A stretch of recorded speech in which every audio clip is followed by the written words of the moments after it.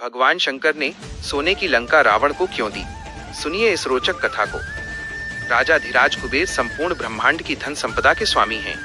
वे देवताओं के धनाध्यक्ष हैं और नवनिधियों के अधिपति हैं। पादकल्प में कुबेर विश्रवा मुनि और इडविडा के पुत्र हुए।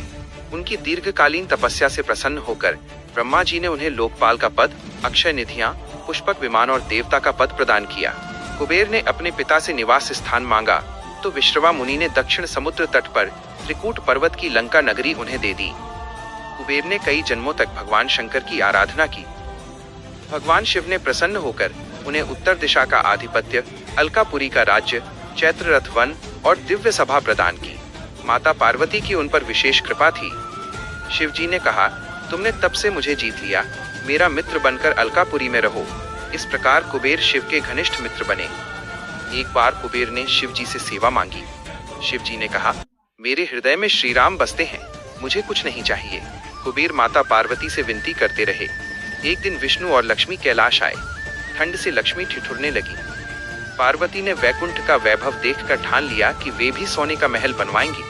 शिव जी विरागी थे, उन्होंने कुछ नहीं कहा। पार्वती ने कुबेर से कहा, तुम्हारे पास बहुत संपत्ति है, सोने का राजमहल बनवा दो। कुबेर प्रसन्न हुए। उन्होंने विश्वकर्मा से सोने का भव्य महल बनवाया।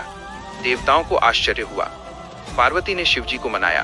कुबेर ने प्रेम से बनवाया है, थोड़े दिन रहे तो क्या हर्ज है। आप आनंद स्वरूप हैं, राजमहल में भी आनंद होगा। शिव जी बोले, महल अच्छा है किंतु वास्तु पूजा नहीं हुई। तभी रावण पूजन के लिए आए। शिव जी ने पूछा, तुम्हें वैदिक मंत्रों का ज्ञान है? रावण ने हाँ कहा।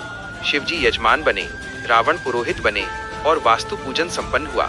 रावण लोभी था, महल देखकर उसकी नीयत बिगड़ गई। पूजन के बाद शिव जी ने कहा, पुरोहित जी दक्षिणा मांग लो। रावण ने पूछा, जो मांगू देंगे?